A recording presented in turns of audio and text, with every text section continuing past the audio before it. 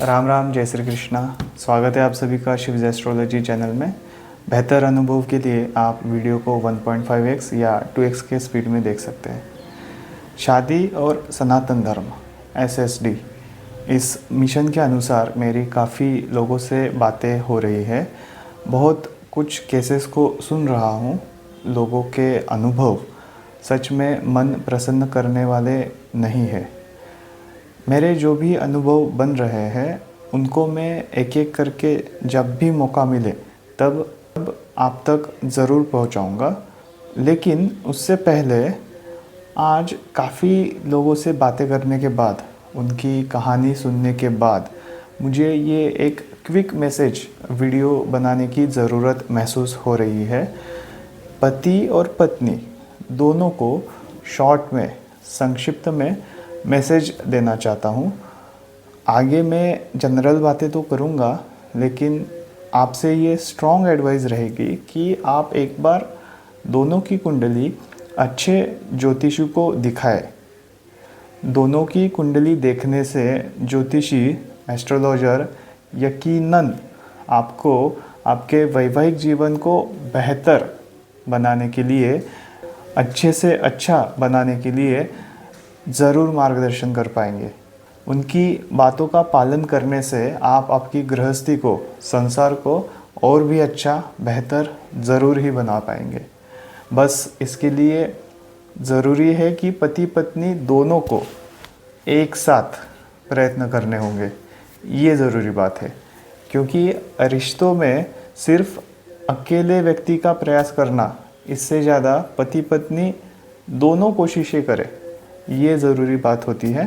मुझे आपकी कुंडली दिखाने के लिए आप मुझसे संपर्क ज़रूर कर सकते हैं। चलिए आगे की बातें हम शुरू करते हैं। आज हम पहले जेंट्स, पुरुष वर्ग से शुरू करते हैं। पतिदेव पर पहली बातें करेंगे। शुरू करने से पहले एक बात ध्यान रखिए कि ये वीडियो सिर्फ़ और सिर्फ सनातन हिंदू धर्म को, हिंदू धर्म के शास्त्रों को, सीखों को, उपदेशों को, संस्कारों को मानने वाले और उनका पालन करने वाले हिंदू लोगों के लिए ही है। सनातन हिंदू लोगों के लिए ही ये वीडियो है। जो हिंदू सिर्फ दिखने के लिए हिंदू है, लेकिन हमारे साधु संत की, धर्मशास्त्र की बातें मानने के लिए उनको अड़चन आती है, उनके लिए ये बातें नहीं है।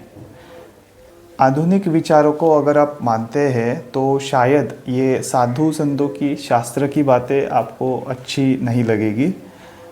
देखिए, जीवन में आधुनिक लाइफस्टाइल, जीवन शैली, आधुनिक तकनीकें, सुविधाओं को और अच्छी बातों को अपनाना, ये तो अच्छी बात है, ये चल सकता है। लेकिन भारतीय सनातन धर्म के विचारों को छोड़कर आप अगर आधुनिक पश्चिम की विचारों को अपनाते हैं, इसका मतलब आप अपने सनातन धर्म के विचारों को छोड़ रहे हो। ऐसा ना होने दे। वो एक गाना भी है, फिर भी दिल है हिंदुस्तानी। तो हमारे दिल को, हमारे विचारों को हिंदुस्तानी ही रहने दे। विचार तो कम से कम अपने होने चाहिए।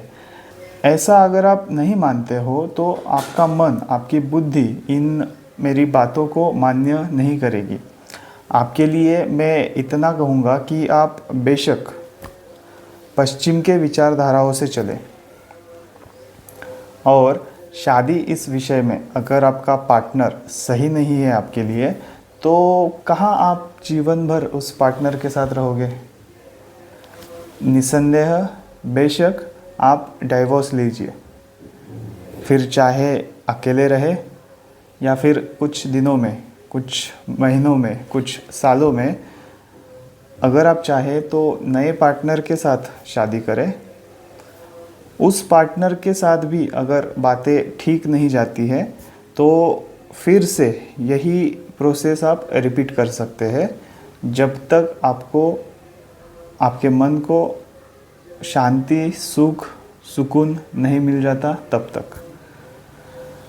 लेकिन मैं मेरे मन की बात बताऊं आपको, हमारे धर्मशास्त्र में ही आपको शांति मिलेगी, सुकून आपको यहीं पर मिलेगा।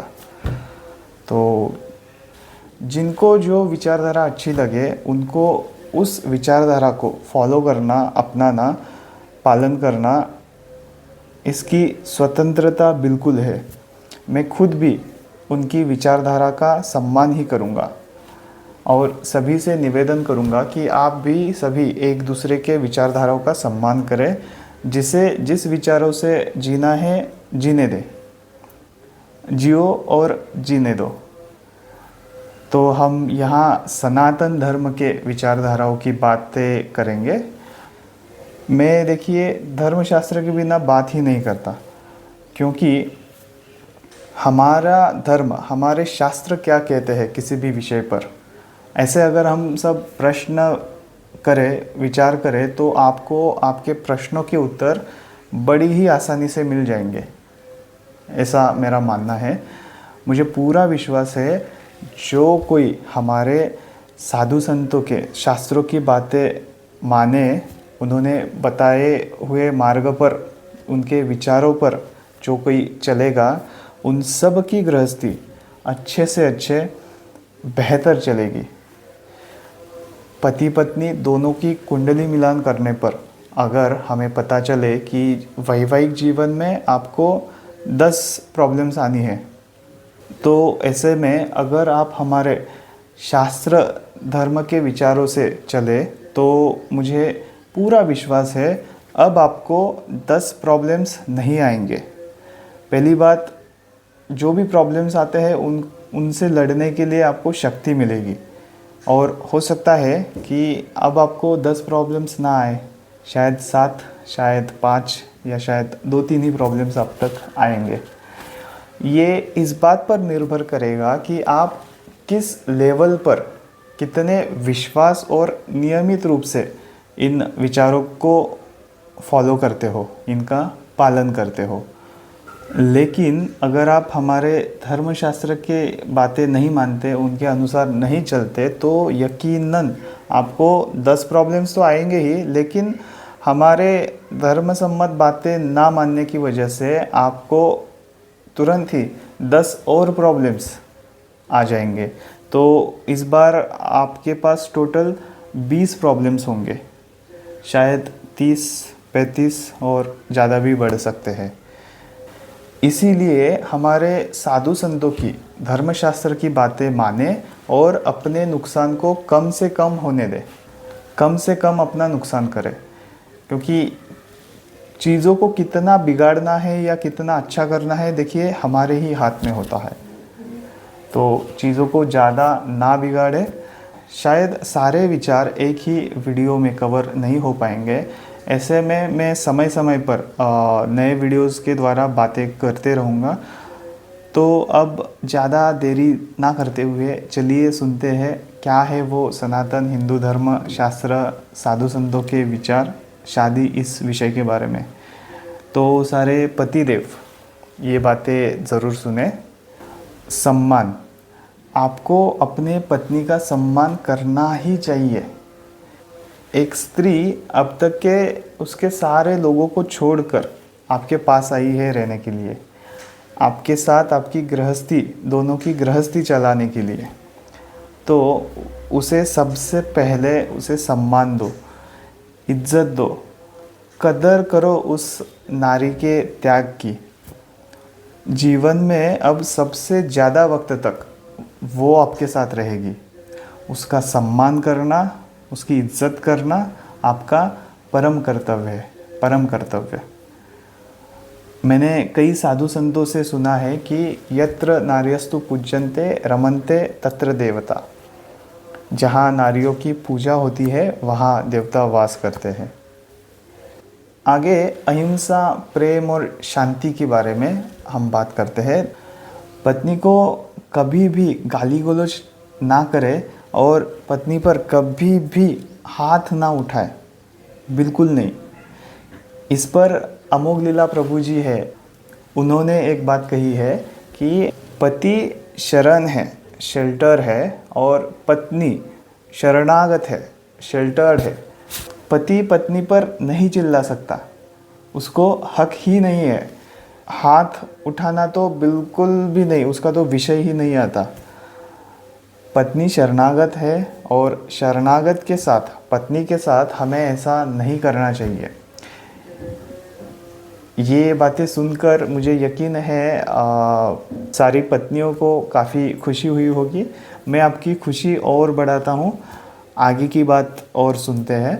आगे प्रभु जी ने और एक चीज़ कही है कि वैसे पत्नी को भी पति पर नहीं चिल्लाना चाहिए, लेकिन अगर वो ऐसा करे, कभी कुछ बोले, तो फिर भी चल सकता है, क्योंकि वो आपके पास शरणागत होकर आई है। आपको, पतियों को पत्नी पर नहीं चिल्लाना चाहिए, उनके साथ हमेशा शांति से ही पेश आना है। ये बातें हर बार पॉसिबल नहीं हो सकती, मैं समझ सकता हूँ, लेकिन फिर भी आप ये बातें मन में पक्का करके रखें। अच्छा, ये बातें किसके लिए एप्लीकेबल है वो भी थोड़ा जान लेते हैं, देख लेते हैं। जो पत्नी सच में शरणागत है, जो समर्पण भाव से गृहस्थी चला रही हो, शरणागत होना चाहिए, समर्पण भाव होना चाहिए, जो हर 2, 4, 15, 20 दिनों में, महीनों में मायके ना जाती हो, घंटों घंटों मायके बातें ना करती हो। ये कुछ बातें हो सकती है शरणागत और समर्पण भाव प्रकट करने की, तो इसे भी आपको ज़रूर ध्यान रखना चाहिए। मैं समझता हूँ कि जो लोग मांगलिक नहीं है, उनको इस शांति की बात को हमेशा ही फॉलो करना थोड़ा ज़्यादा आसान होगा। जो आंशिक मांगलिक है, इस बारे में उनकी स्थिति थोड़ी सी सम्मिश्र हो सकती है, लेकिन जो व्यक्ति मांगलिक है उनको थोड़ा सा ज़्यादा प्रयास करने की यहाँ पर ज़रूरत पड़ सकती है, क्योंकि एग्रेशन तो देखो होगा मांगलिक व्यक्तियों में। तो इन मांगलिक व्यक्तियों को मैं कह दूँ कि आप बाकी जगह आपकी नाराज़गी, आपका एग्रेशन दिखाओ, लेकिन प्लीज़ कभी भी आपको संसार में, आपकी गृहस्थी में, आपके पत्नी पर आपको हाथ नहीं उठाना है, हाथ बिल्कुल नहीं उठाना है आपको। आप चाहे तो कहीं और आपका गुस्सा प्रकट करो, लेकिन किसी भी परिस्थिति में हिंसा नहीं करनी है, ठीक है। और जिनके पति मांगलिक है या आंशिक मांगलिक है, उन पत्नियों को मैं बता दूं कि ये आपकी भी जिम्मेदारी है। आपके पतियों को आपको उकसाना नहीं है, उनके सामने झगड़ा करने के लिए, उनके सामने फाइट करने के लिए आपको खड़ा नहीं रहना है। आपको समझदारी दिखानी चाहिए, आपको बातों को बढ़ाना नहीं है, बातों को खींचना नहीं है। मैं देखता हूँ कुछ लोगों का स्वभाव होता है, जानबूझकर पतियों को उकसाते हैं, हेकेखोर, अडेलटट्टू, हठवादी बनते हैं। तो अगर आपका पति मांगलिक है तो देखो एग्रेशन तो रहेगा, बस उसे हमें कम से कम रखना है, और हिंसा, हाथ उठाना, मार पिटाई, इनको तो बिल्कुल भी अवॉइड करना है। तो इन बातों को हमें ध्यान रखना चाहिए। और मांगलिक व्यक्तियों को भी मेरी ये विनती रहेगी कि हिंसा तो बिल्कुल नहीं करनी है आपको। मेरी प्रार्थना है आप सभी से, आप शांति का अच्छा अभ्यास कीजिए, वैवाहिक जीवन में शांति बनाए रखें। मंगल दंगल करता है, लेकिन उस मंगल को दंगल ना करने दे, ठीक है। इस बारे में जो व्यक्ति आंशिक मांगलिक है, उनके साथ हालात थोड़े बेहतर हो सकते हैं, उनको यहाँ पर राहत मिल सकती है, क्योंकि जो व्यक्ति आंशिक मांगलिक है वो अपने आप को काफ़ी हद तक शांत भी रख सकता है, यहाँ शांति बनी रह सकती है, ठीक है। कौन व्यक्ति मांगलिक है, कौन नहीं है, कौन आंशिक मांगलिक है, ये सब जानने के लिए आप मुझसे संपर्क ज़रूर कर सकते हैं। आगे मैं बात करूँगा कि अपमान ना करें, ताने ना मारे। वैसे तो ये ताने मारने की बात ज़्यादातर पत्नियों में देखी जाती है, ऐसा हम कई बार मजाक में सुनते हैं। लेकिन कुछ पति भी ऐसे होते हैं जो पत्नियों को ताने मारते रहते हैं, उनका अपमान करते हैं। अगर आपकी पत्नी आपको ताने मारे, हमेशा झगड़ा करे, तो आप भी ताने मारोगे, चलिए ये बात फिर भी हम समझ सकते हैं। लेकिन कुछ पुरुष भी पत्नियों को बिना किसी बात के ताने मारते रहते हैं, उनका अपमान करते रहते हैं। तो कृपया ऐसा ना करें। फिर आगे कुछ लोग पत्नी को पाँव की जूती समझते हैं। पूज्य श्री अनिरुद्धाचार्य जी महाराज ने कहा है कि अरे भाई साहब, पत्नी पाँव की जूती नहीं होती, वो तो सर की पगड़ी होती है, जो आपका गौरव है, आपका सम्मान है।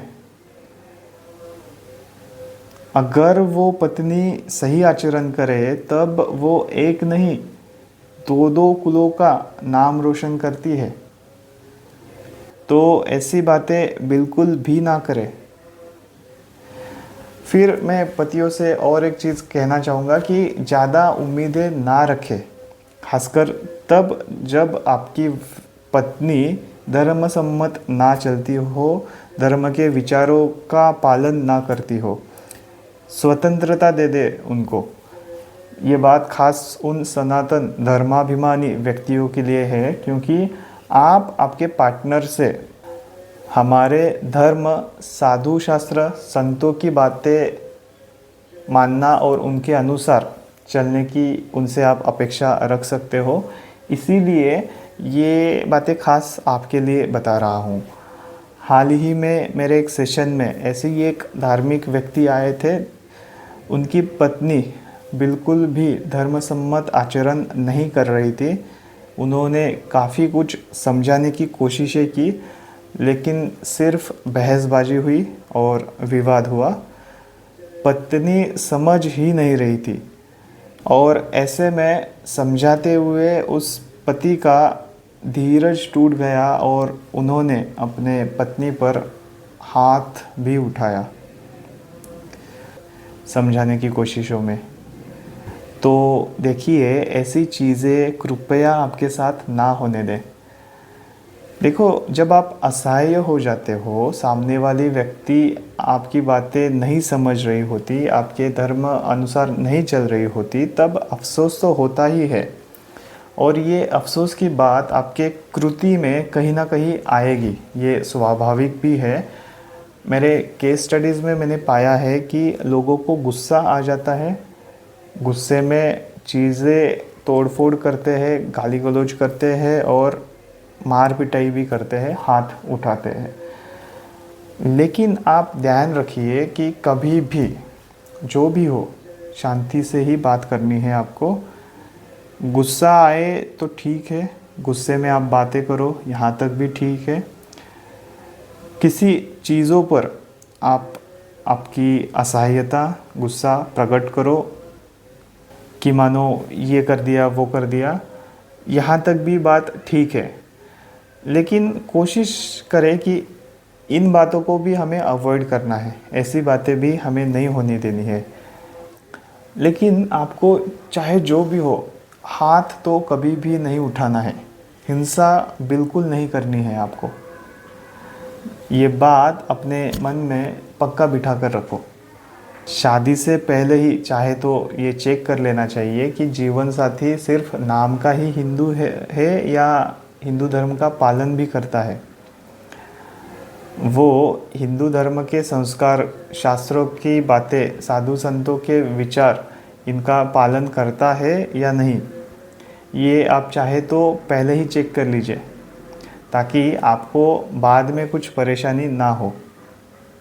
शॉर्ट में और क्लियर सीधी बात अगर मैं कहूँ तो शादी के पहले ही देख लीजिए कि व्यक्ति आधुनिक विचारों से चलता है, और ये आधुनिक विचारों में डाइवोर्स वाली भी बातें आ गई, या फिर वो अपने हिंदू धर्म के 7 जन्मों का रिश्ता इन विचारों से चलता है। जहाँ हम पति को परमेश्वर मानते हैं और रिश्ते खुद भगवान ने बनाए होते हैं, ऐसी बातें हम समझते हैं। चेक कर लीजिए ये थॉट प्रोसेस, ये जो विचारधाराओं का डिफरेंस है, ये पहले ही आप चेक कर लीजिए। क्योंकि अगर कोई शास्त्रों को, धर्म को मानने वाली पतिव्रता पत्नी होगी तो मुझे पूरा विश्वास है अगर पति के मारने पर भी वो हमेशा कंडीशंस को, हालात को अच्छा करने की ही कोशिश करेगी। लेकिन अगर कोई डाइवोर्स के विचारों वाला होगा, कोई डाइवोर्स के विचारों वाली पत्नी अगर होगी तो देखो वो मारने की बात तो दूर, लेकिन ज़रा सी बात पर भी साथ छोड़कर चली जाएगी, डिवोर्स ले लेगी। कुछ लोगों को हमारे संस्कृति में कन्यादान, इस शब्द का महत्व, इस शब्द को ठीक से समझते नहीं हैं, ऐसा प्रतीत होता है। वैसे बहुत ही आसान है समझना, लेकिन उसका पालन करना हर किसी को संभव नहीं होता।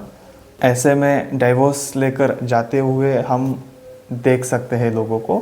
पूज्य श्री अनिरुद्धाचार्य जी महाराज के शब्दों में अगर कहे तो चाइना मॉडल, साथ चलेंगे या नहीं इसका कुछ भरोसा नहीं। इसीलिए एक बार शादी होने के बाद फिर आप ज़्यादा कुछ अपेक्षा ना रखें। अगर आपका जीवन साथी आधुनिक विचारों वाला भी होगा तो भी आपको रिश्ते को तो निभाना ही है, क्योंकि रिश्ते को तोड़ना हमारे संस्कृति परंपरा में नहीं है। जैसे भी है, अब वो व्यक्ति आपका जीवन साथी है, सामने वाला व्यक्ति कैसा भी हो, आपको पता है कि अग्नि को साक्षी मानकर आप एक साथ आए थे, शादी की थी आपने, रिश्ता जोड़ा था, तो अग्नि को साक्षी मानकर आपने दोनों ने एक दूसरे का हाथ पकड़ा था। तो आपको देखो रिश्ते तो निभाना ही है, क्योंकि हमारे धर्मशास्त्र विद्वान रिश्ते ना निभाने की तो बात ही नहीं करते। अच्छा, और एक बड़ी रोचक बात है, बड़ी इंटरेस्टिंग बात है कि कई लोग अग्नि को साक्षी मानकर हिंदू धर्म के विधि से शादी करते हैं और किसी कागज़ पर हस्ताक्षर करके साथ छोड़ जाते हैं। बड़ी ही हास्यास्पद बात है ये। जो लोग भी ऐसे करने के विचारों के हैं उन्हें सिर्फ एक विनती करूँगा कि कृपया आप शादी भी कागज़ पर हस्ताक्षर करके ही करें, क्योंकि आप हिंदू धर्म शास्त्र विद्वानों की बातें समझ ही नहीं पा रहे हो। तो जो भी अच्छी बातें हैं पत्नियों को बताया करो। पत्नी माने तो ठीक, ना माने तो भी ठीक, आपने आपका बताने का कर्तव्य किया है। अब पत्नी को स्वतंत्रता दे देनी है हमें। इस बात को मानकर चले कि अच्छा होगा तो दोनों का अच्छा होगा, और अगर आपका साथी ना माने किसी बातों को तो देखो आपको दोष नहीं लगेंगे। आपने आपका काम किया है, आपने आपका कर्तव्य किया है, और अब छोड़ दीजिए बातों को, उम्मीदें ना रखें, स्वतंत्रता दे दे। उस व्यक्ति के विचारधाराओं का सम्मान करें, ठीक है। आगे मैं कहना चाहूँगा कि परस्त्री नहीं, भूलकर भी अपने पत्नी के सिवा अन्य स्त्री के बारे में विचार ना करें। रावण का क्या हाल हुआ था मालूम है ना आपको। पंच कन्याओं में से एक साक्षात मंदोदरी जैसी पतिव्रता स्त्री के साथ होते हुए भी परस्त्री के साथ गलत कृत्य किए रावण ने। तो ऐसा बिल्कुल ना करें। ऐसा करने पर आप आपके पत्नी के प्रेम का भी अपमान करोगे, और प्रेम का अपमान कृपया ना करें। किसी के साथ विश्वासघात ना करें, किसी के भावनाओं के साथ ऐसे खिलवाड़ ना करें। विश्वासघात की बेवफा मत बनिए, बेवफाई मत कीजिए। अपने पार्टनर के, अपने पत्नी के प्रेम का आदर रखें। तो कभी भी परस्त्री की ओर आपको नहीं देखना है। मर्यादा पुरुषोत्तम प्रभु श्री राम को आपको आपका आदर्श बनाना चाहिए। वन में एकांत में शूर्पणखा ने प्रभु से शादी करने की ज़बरदस्ती इच्छा रखी। इससे पहले भी एक से ज़्यादा पत्नियां रखना, रहना, शादी करना, वैसे तो ये आम बातें थी, लेकिन ऐसे कंडीशन में भी मर्यादा का पालन करते हुए, मर्यादा को स्थापित करते हुए प्रभु श्री राम ने हमेशा एक पत्नी व्रत होने का ही धर्म निभाया। तो प्रभु श्री राम को अपना आदर्श बनाएं। आगे मैं कहना चाहूँगा कि कोई भी नशा, कोई भी व्यसन आपको नहीं करना है, वरना नशा करने की वजह से सही गलत का फैसला आप नहीं कर पाओगे। व्यसन आपके विवेक को नष्ट करेगा और बिना विवेक के आपका अधःपतन होना निश्चित है। विवेकहीनता सर्वनाश का कारण होती है। समझिए आप बातों को। इसीलिए जो भी व्यसन हो उसे छोड़ दे। इस बारे में अगर आपको मेरी कुछ मदद चाहिए होगी तो आप मुझसे संपर्क करें। हम आपकी कुंडली देखकर जो कुछ भी प्रयत्न कर सकते हैं हम ज़रूर करेंगे। तन मन धन से जितना सामर्थ्य हो अपने पत्नी को प्यार अवश्य दे, प्रेम अवश्य दे। और कभी ससुराल में पत्नी को कुछ नेगेटिव अनुभव होते हैं तो देखिए उस वक्त इमोशनल सपोर्ट की काफ़ी ज़रूरत होती है। तो इमोशनल सपोर्ट भी आपको देना है पत्नियों को, ऐसा आप ज़रूर करें। लेकिन साथ ही पत्नी इन बातों का, इस चीज़ का गलत फ़ायदा ना उठाए, इस ओर भी आपको ध्यान रखना चाहिए। ठीक है, तो अभी के लिए इतना ही। आगे और जो भी बातें पुरुष वर्ग को, पतियों को बताने वाली रहेगी वो मैं बताते रहूँगा। आप भी अगर आपके मन में कुछ विषय होंगे तो कमेंट में लिख सकते हैं, हम ज़रूर उस पर विचार करेंगे, चर्चा करेंगे। अब पत्नियों के बारे में बात करते हैं। क्या कहे आपके बारे में। भगवद गीता के लेक्चर में गुरुजी ने एक बात कही थी कि किसी समाज को अगर तोड़ना होगा तो उस समाज के ब्राह्मण और स्त्री, इन दोनों को भ्रष्ट कर दो, समाज अपने आप टूट जाएगा। तो इतनी बड़ी वैल्यू, इतना बड़ा महत्व होता है दोनों का।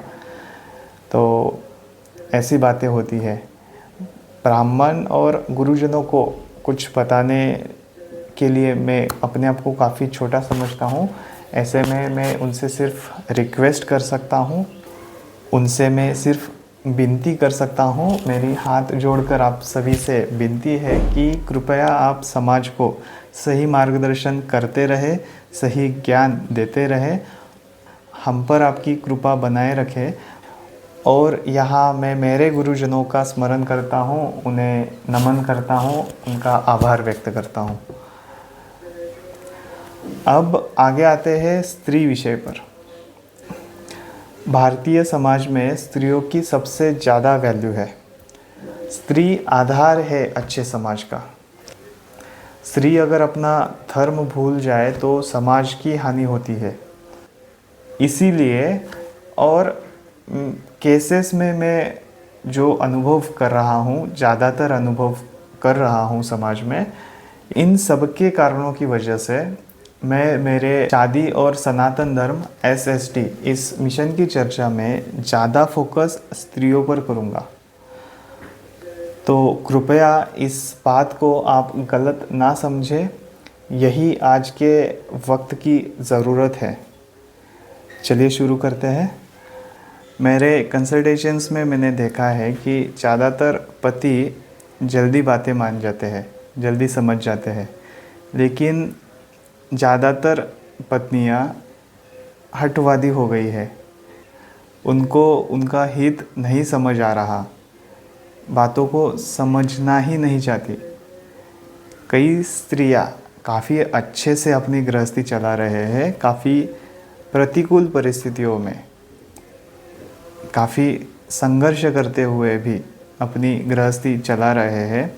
कईयों के पति शराब में, जुए में, परस्त्री में आसक्त है, गाली गलौज करते हैं, मार पिटाई करते हैं। बड़ी बुरी बात है ये। सही से पेश नहीं आते, पत्नी पर शक करते हैं, कमाते नहीं, पत्नी खुद कमाती है, पत्नी खुद घर चलाती है। कईयों के पति के जीवन में काफ़ी संघर्ष चल रहा है, बड़ी मुश्किलें चल रही है, लेकिन फिर भी उन सभी मुश्किलों में कंधे से कंधा मिलाकर वो नारियाँ, वो पत्नी पति को समझाते हुए और संघर्ष करते हुए अपनी गृहस्थी को चला रहे हैं। नमन है ऐसी स्त्रियों को, सच में मेरा नमन है। ऐसी स्त्रियां साक्षात पूजनीय होती है। उनके पतियों से मेरी विनती होगी कि आप बड़े खुशनसीब हो, ऐसी पत्नी आपको मिली है। उस पत्नी का सम्मान कीजिए और गृहस्थी को अच्छे से चलाए। तो देखिए, ऐसी भी स्त्रियां, पत्नियां मैंने देखी हैं। ऐसी पत्नियों को हमें ज़्यादा कुछ बताने की वैसे ज़रूरत नहीं है। उन पर, उनके संस्कारों पर हमें भरोसा है। ऐसी नारियां सच में पूजनीय होती है। हम अपना शीश उनके चरणों में रखते हैं। वो हमारे सनातन पतिव्रता धर्म का पालन कर रही है।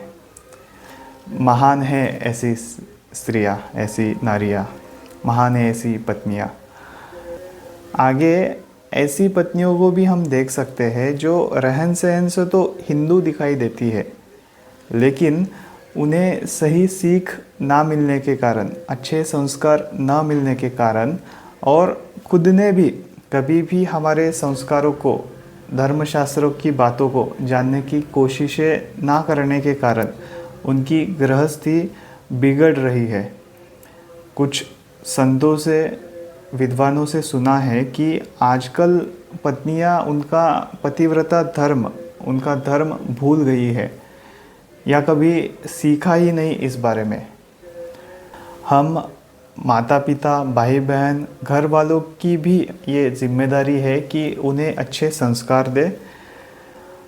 लेकिन अफसोस, आजकल बेटी की गृहस्थी बिगाड़ने में बड़ा हाथ खुद उसके घर वालों का ही होता है। ज़्यादातर केसेस में हम ये चीज़ें देख सकते हैं। किसी को भी हमारे सनातन हिंदू धर्म के संस्कारों के बारे में जानकारी नहीं होती है, उन्हें मालूम नहीं होता है। तो ऐसे में वो अपने बेटियों को, बहनों को क्या ही शिक्षा देंगे, अफसोस की बात है। और खुद को पढ़ा लिखा मानने वाली स्त्रियां, पत्नियां, क्या आप भी खुद पढ़ नहीं सकते, जान नहीं सकते, देख नहीं सकते हमारे शास्त्र धर्म की बातों को?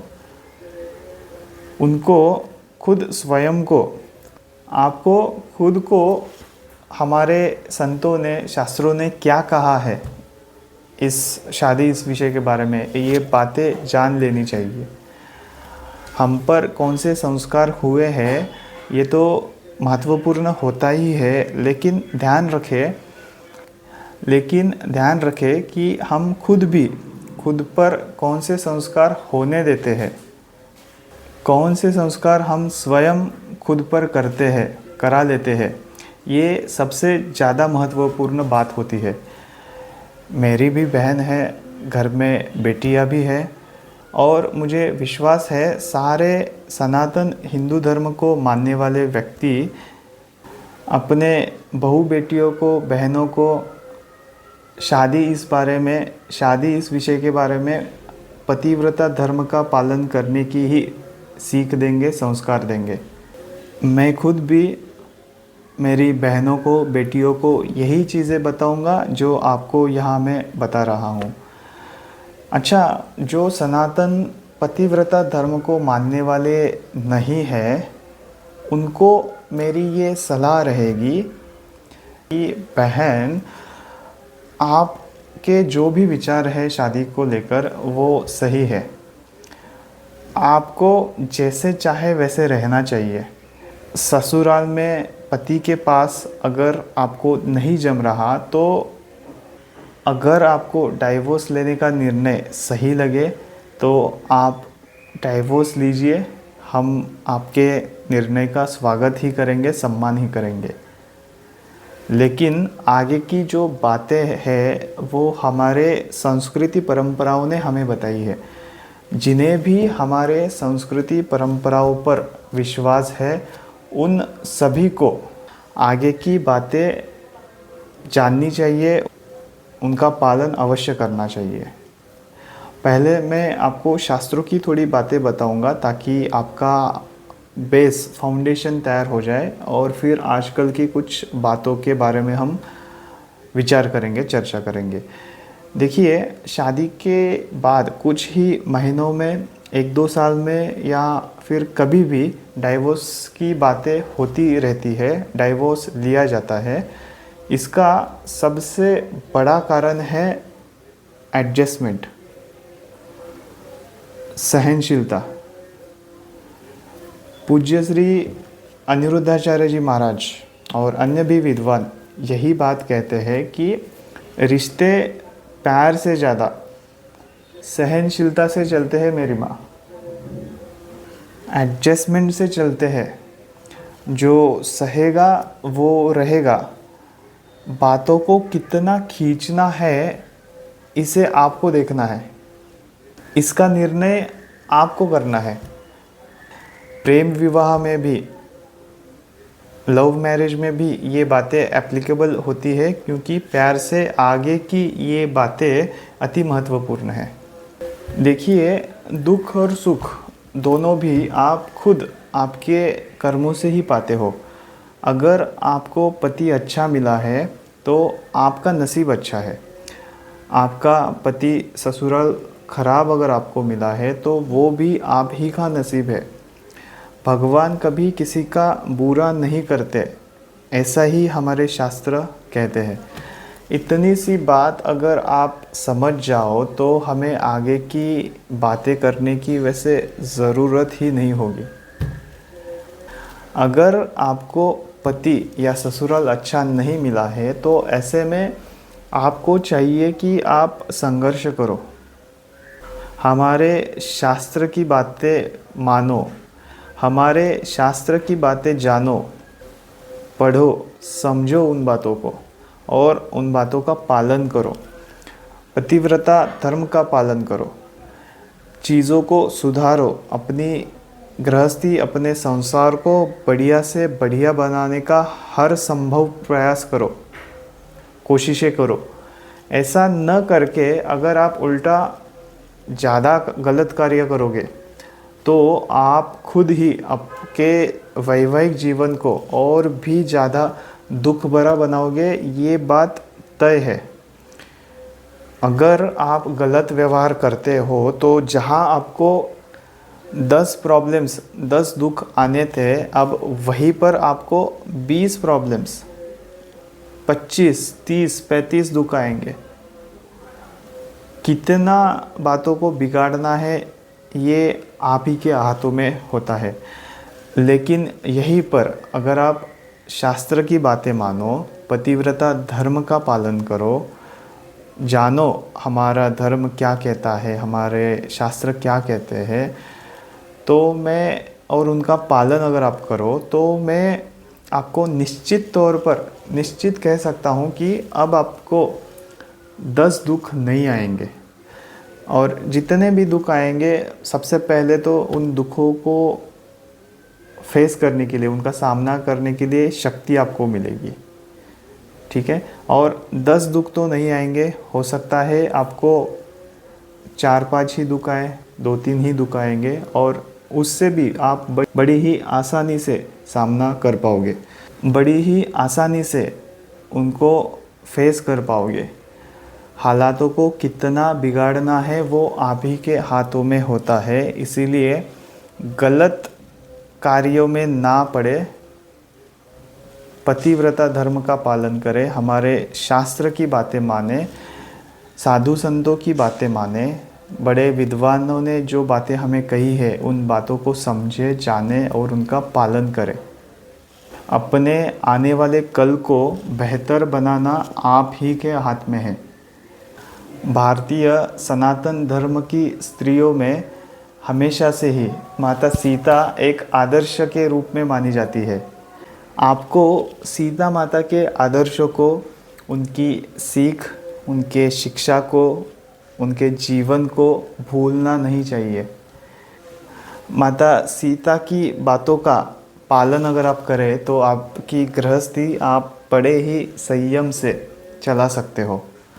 संयम, धैर्य, सहनशीलता, दया, करुणा, सब बातों को हमें याद रखना चाहिए। पूज्य श्री अनिरुद्धाचार्य जी महाराज कहते हैं कि चाइना मॉडल मत बनो जिसकी कोई गारंटी ना हो। कब बिगड़ जाए, कब टूट जाए, कोई गारंटी नहीं। उन्होंने स्त्रियों के 3 वर्गीकरण बताए हैं, उसमें सबसे लास्ट तीसरे वर्ग को उन्होंने चाइना मॉडल कहा है।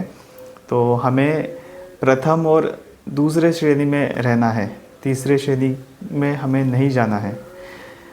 रामचरितमानस में माता अनुसया और सीता माता दोनों के संवाद की चर्चा आती है।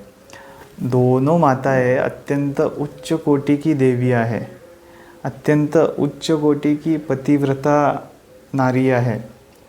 उन दोनों का वर्णन मैं किस शब्द में करूं, शब्द नहीं है मेरे पास। माता अनुसया, जिनकी परीक्षा स्वयं ब्रह्मा विष्णु महेश त्रिदेवों ने उनकी परीक्षा दी थी, उनके पतिव्रता धर्म की परीक्षा दी थी, और उनके पतिव्रता धर्म के तेज के आगे त्रिदेव भी, ब्रह्मा विष्णु महेश भी, उनको भी बालक बनना पड़ा था उनके तेज के आगे, उनके पतिव्रता धर्म के तेज के आगे। ऐसे त्रिदेवों को भी उनके पतिव्रता धर्म के तेज के आगे झुकना पड़ा था। ऐसी माता अनुसया ने सीता माता से कुछ बातें कही है, वो मैं आपको कुछ यहाँ बताना चाहूँगा। माता अनुसया सीता माता से कहती है कि वृद्ध रोगबस जड़ धनहीना, अंध बधिर क्रोधी अति दीना, ऐसे हु पति कर किए अपमाना, नारी पाव जमपुर दुख नाना।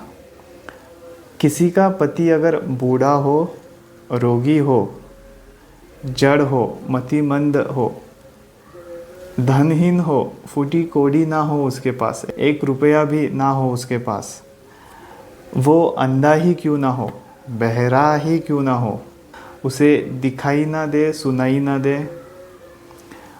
बूढ़ा हो, रोगी हो, मतिमंद हो, धनहीन हो, कंगाल हो, इतना ही नहीं और आगे क्रोधी हो, वो क्रोधी ही क्यों ना हो, बहुत गुस्सा करता हो, चिड़चिड़ करता हो, ऐसा ही पति क्यों ना हो।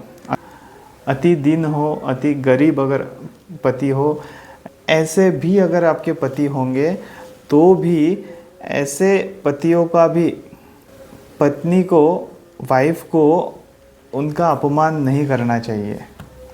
त्याग करने की और पति को छोड़ने की बात का तो विषय ही नहीं आता।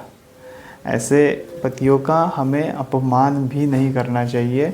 जो नारी अपमान करती है उसे जमपुरी में नाना प्रकार के दुख भोगने पड़ते हैं। ऐसे सती माता अनुसया सीता माता से कह रही है। बताइए कितनी गहरी बात है ये। बताइए किसका पति ऐसा है। छोड़ने का तो प्रश्न ही नहीं, विषय ही नहीं आता, लेकिन ऐसे पति के होने पर भी उनका अपमान भी हमें नहीं करना चाहिए, ऐसे माता अनुसया बता रही है।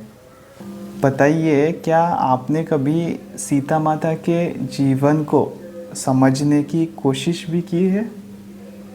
थोड़ा बैठो शांति से और देखो सीता माता के जीवन की ओर। एक दिन बाद पति को राजा बनाया जाने वाला था। ऐसे समय में अपने पति को वनवास मिला। बहुत लोग कहते हैं कि हमारी फंसाकर शादी की गई है। आजकल ये बातें भी हम काफ़ी बार सुनते हैं। क्या आपने कभी सुना है कि सीता माता ने या सीता माता के घर वालों ने प्रभु श्री राम को या प्रभु श्री राम के घर वालों को कहा हो कि आपने फंसाकर हमसे शादी की है? सीता खुद राजा की बेटी थी, राजकुमारी थी, और शादी बड़े राजघराने में दशरथ पुत्र प्रभु श्री राम से हुई थी। हमेशा राजमहल और राजसी सुखों का अनुभव किया था माता सीता ने। ऐसा रहने पर भी महल को छोड़कर अपने पति के साथ जंगल में रहने का निर्णय उन्होंने लिया, वनवास भोगने का निर्णय उन्होंने लिया। राजसी वस्त्रों का त्याग करके तपस्वी के वस्त्र वल्कल धारण किए।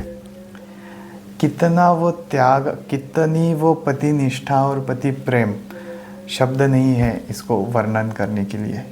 बताइए, जो माता सीता राजकुमारी थी, उन सीता माता से भी ज़्यादा बड़ा दुख है किसी को?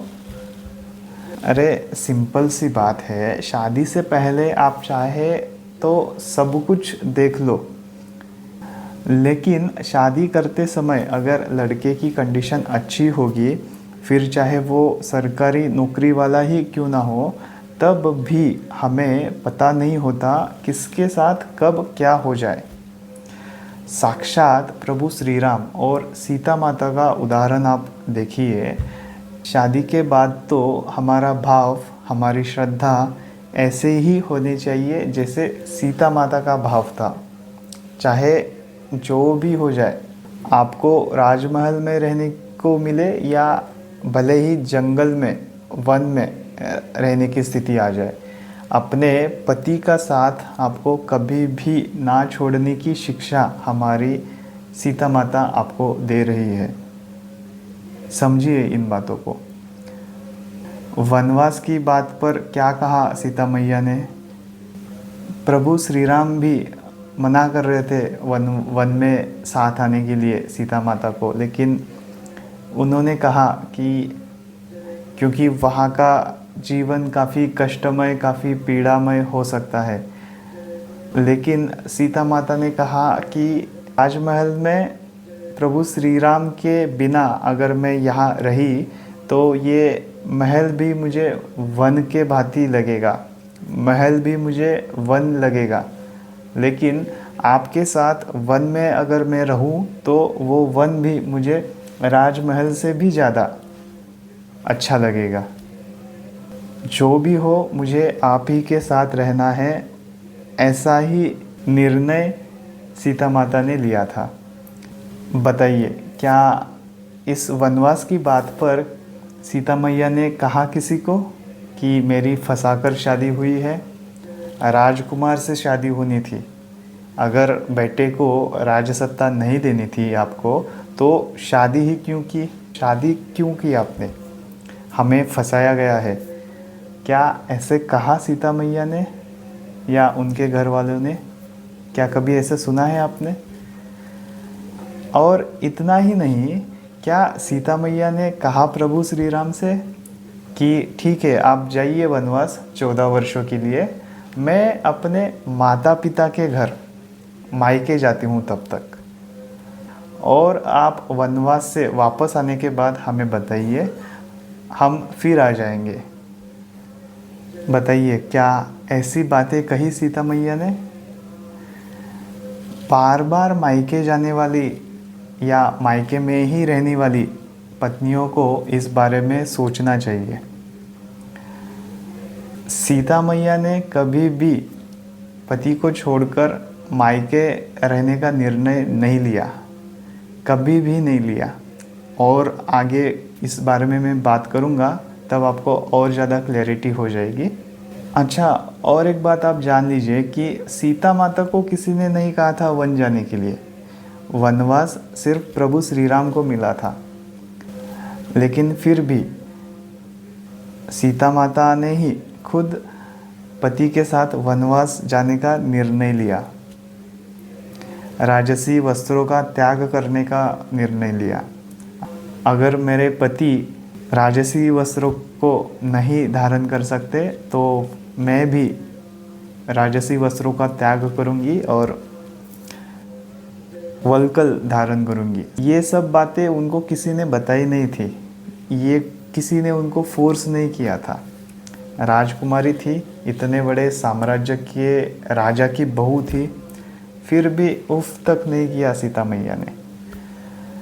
इसे कहते हैं पति के प्रति निष्ठा, पति के प्रति प्रेम, पतिव्रता नारी। प्रचंड धैर्य, शांति, कर्तव्यपरायणता, नमन है सीता मैया को। एक और आरामदायक जीवन और दूसरी ओर अत्यंत पीड़ादायक संकटपूर्ण जंगलों में रहना, लेकिन प्रभु के बिना जीवन जीना, इसमें सुख नहीं माना सीता मैया ने। उन्होंने हमेशा प्रभु श्री राम के साथ ही रहने का निर्णय लिया। सीता मैया ने कभी हट नहीं किया, लेकिन जब एक बार सीता मैया ने स्वर्ण मृग की अपेक्षा की और लक्ष्मण रेखा को भी पार किया, तब उन्हें प्रभु श्री राम से अलग होना पड़ा। तो हमें इससे समझना होगा कि आप भी ऐसा कोई हट ना करें जिसकी वजह से आपको आपके पति से दूर होना पड़े, आपके गृहस्थी से दूर होना पड़े। ऐसा कोई हट, ऐसा कोई गलत कार्य, ऐसा कोई गलत बर्ताव आप कभी ना करो। हमें कुछ सीखना चाहिए इन बातों से। वन में जाते समय केवट के प्रसंग से भी हम बहुत कुछ सीख सकते हैं। केवट के जहाज नाव से नदी के उस पार जाने के लिए सीता मैया, प्रभु श्री राम और लक्ष्मण जी नाव में बैठे। केवट ने प्रभु को इच्छित जगह पर लाकर नाव किनारे पर खड़ी कर दी। तब प्रभु श्री राम के पास पैसे नहीं थे देने के लिए। उस वक्त बिना कहे, बिना बताए तुरंत ही माता सीता ने अपनी अंगूठी दे दी। बताइए क्या कहे सीता मैया के बारे में, किन शब्दों में मैं वर्णन करूं, क्या कहूं, समझ नहीं आता। आप धन्य है सीता मैया। पति पर अगर कोई समस्या आती है तो सबसे पहले शक्ति बनकर खड़ी होती है हमारी भारतीय नारियाँ। रावण और सीता मैया जब बात करते थे तब सीता माता हमेशा आगे एक तिनके को रखकर बात करती थी, ऐसा भी सुनते हैं हम। मानो कि वो रावण की शक्ति और अहंकार को चुनौती दे रही हो और कह रही हो, मैं सिर्फ अपने प्रभु श्री राम के प्रति वफादार हूँ, पतिव्रता हूँ और सिर्फ प्रभु श्री राम का ही इंतज़ार कर रही हूँ। शादी के बाद अन्य पुरुषों से छुपकर बातें करने वाली स्त्रियों को, पत्नियों को इस बारे में सोचना चाहिए ज़रा। आगे आत्मनिर्भरता भी देखिए मैया की कैसी है। आगे सीता माता को लंका से छुड़ाया गया। आगे कुछ दिन बीत गए। जब मैया को गर्भावस्था में प्रभु श्री राम से दूर रहना पड़ा, तब भी मैया ने ये नहीं कहा कि ठीक है, सिया और राम अगर साथ नहीं रह सकते तो वैसे भी मैं गर्भावस्था में हूँ, कोई ना कोई होना चाहिए मेरी सेवा करने वाला, देखभाल करने वाला, इसीलिए मैं ऐसा करती हूँ, मैं अपने मायके जाती हूँ। बताइए क्या ऐसा कहा सीता माता ने? क्या सीता माता ऐसा नहीं कह सकती थी? आत्मनिर्भरता। लास्ट टाइम जैसे कि मैंने आपको बताया कि वन जाते समय भी प्रभु श्री राम को वनवास मिला था, तब भी उन्होंने ऐसा नहीं कहा और प्रभु श्री राम के साथ ही रहने का, जाने का निर्णय लिया। और अब भी इस कंडीशन में भी, जब वो गर्भावस्था में थी, इतने कठिन समय में भी उन्होंने मायके जाने की बात नहीं की। ऐसे हालात में भी सीता माता मायके नहीं गई। पति को छोड़कर मायके रहने वाली स्त्रियों को, मेरी बहनों को इस बारे में सोचना चाहिए। आत्मनिर्भरता को अपनाते हुए फिर से वन में ही वास किया सीता मैया ने। फिर से वो महान तप किया। खुद अकेले ने ही सारी बातों का सामना किया। इससे सिर्फ एक बात समझनी चाहिए कि चाहे जो भी हो जाए, पति को छोड़कर हमें मायके रहने की शिक्षा हमारे शास्त्र धर्म नहीं देते। महादेव की कथा में भी एपिसोड नंबर 122 122 8 मिनट 30 सेकंड पर महादेव कहते हैं देवी सती माता से कि शादी के बाद पति ही पत्नी का घर होता है। विवाह के बाद एक लड़की के पिता का घर उसके लिए पराया हो जाता है। ऐसे महादेव कह रहे हैं सती माता से। और भी ढेर सारी बातें हैं, मैं कितनी बातों को आपको बताऊं। अच्छा, मुझे अब 200% गारंटी है कि अब ढेर सारे लोग ये कहेंगे कि सीता माता को प्रभु श्री राम मिले थे पति के रूप में, तो सीता माता तो वैसे रह सकती है। अच्छा जी, हम बहुत बदमाश है जो सीखना चाहिए उसे ना सीखने के लिए 100 कारण ढूंढते हैं। मूर्ख है हम, नासमझ है, ढोंगी है। रुकिए, मैं अब आपको बताता हूँ कि अरे मेरे प्यारों, जब आपका पति राम हो तब भी भारतीय सनातन धर्म की नारियाँ पतिव्रता धर्म का ही पालन करती है, और जब आपका पति रावण हो तब भी भारतीय नारियाँ पतिव्रता धर्म का ही पालन करती है। बताइए, अब माता मंदोदरी का पति रावण था। अब रावण कितना क्रूर था इसका वर्णन मैं यहाँ नहीं करूँगा। बस इतनी बात कहूँगा कि खुद भगवान विष्णु को अवतार लेना पड़ा रावण का वध करने के लिए। बताइए, किसका पति रावण से भी ज़्यादा भयानक है? मंदोदरी माता ने रावण को हमेशा प्यार से समझाने का ही रास्ता अपनाया, लेकिन पतिव्रता धर्म को नहीं छोड़ा। वृंदा, तुलसी माता, इनका भी उदाहरण हम इस विषय में देख सकते हैं। तुलसी विवाह करते हैं ना हम, दिवाली में हर साल तुलसी विवाह करते हैं। उनकी कथा को भी आप ज़रा देखो, समझो इन बातों को। वृंदा माता का पति जालंधर राक्षस था, लेकिन फिर भी वृंदा माता ने पतिव्रता धर्म का ही पालन किया। फिर सती सावित्री, इनकी भी बात आप जान लीजिए।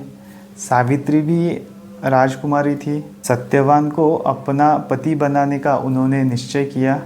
जब उनको पता चला कि सत्यवान की उम्र अभी सिर्फ 1 साल बाकी है, तब भी सावित्री माता ने उनसे ही विवाह किया।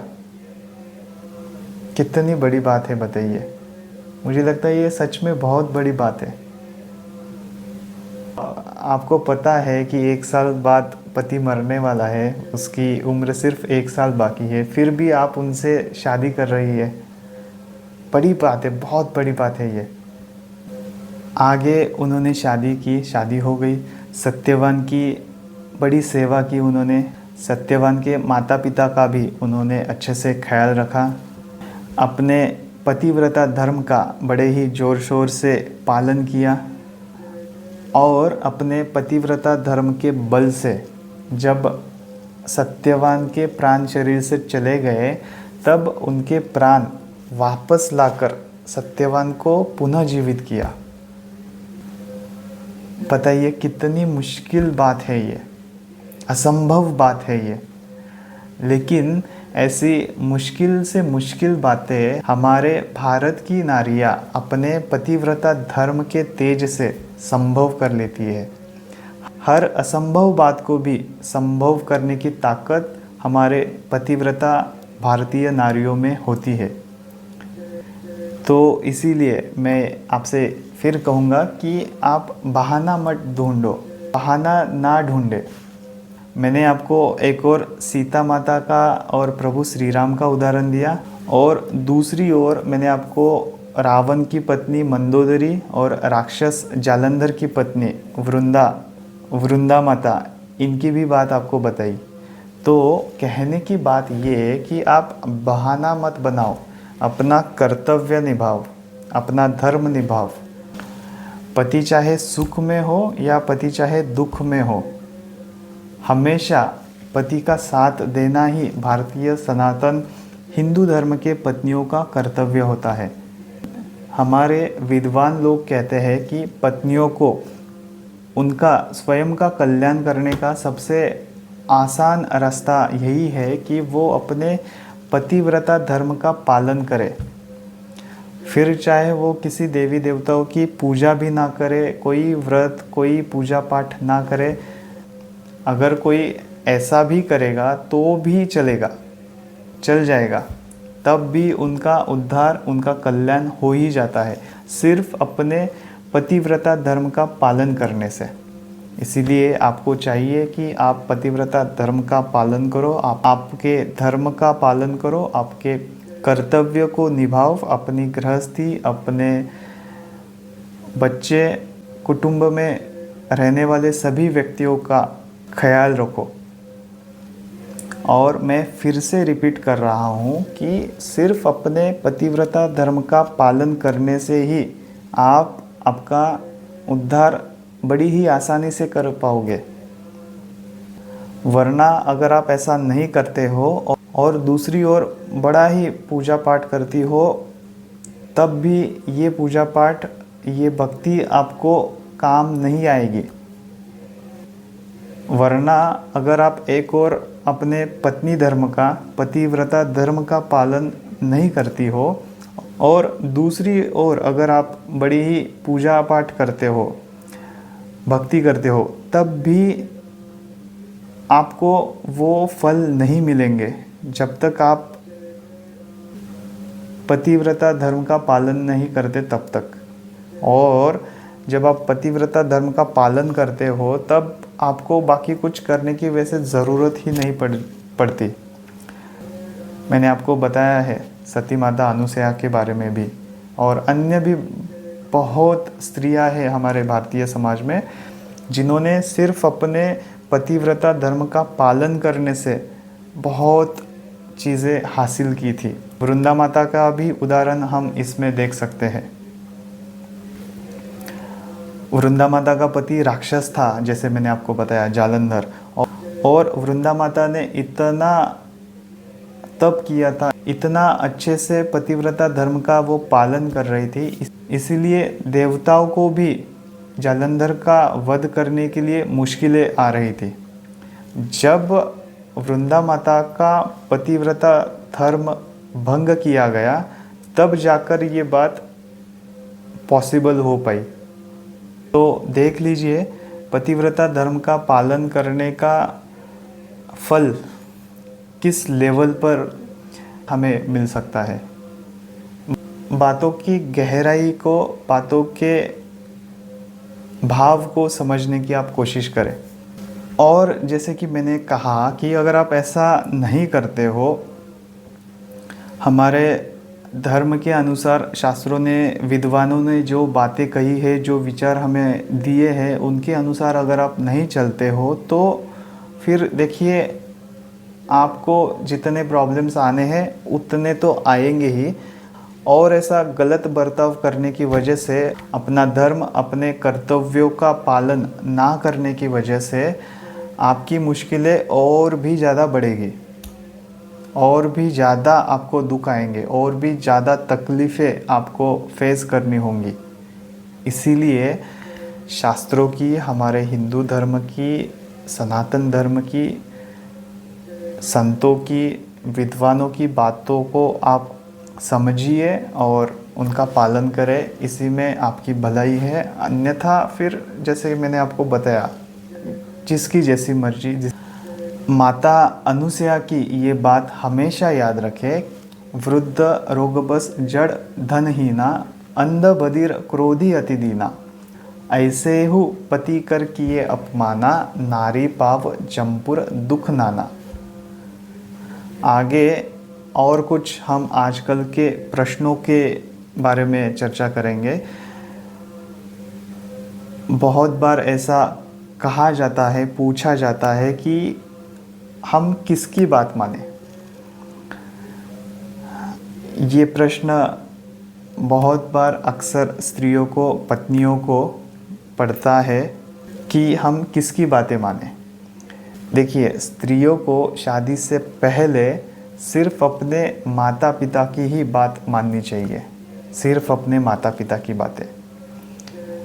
और शादी के बाद 100% सिर्फ अपने पति की ही बातें आपको माननी चाहिए।